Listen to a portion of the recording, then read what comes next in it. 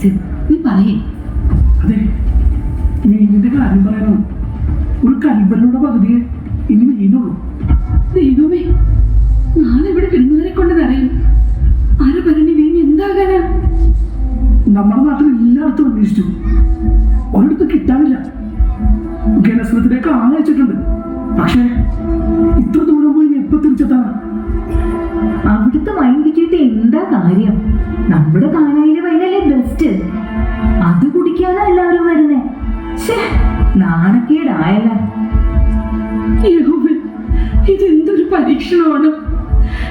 ഈ വിധവയുടെ കണ്ണീര് നീ കാണുന്നില്ലേ? സരോവ എന്തിനാ വിഷമിക്കുന്നത്? സെറത്താറിന്റെ വിധവയുടെ അടുത്തേക്ക് ദൈവം ഒരു ഇനിയായി അയച്ചില്ലേ?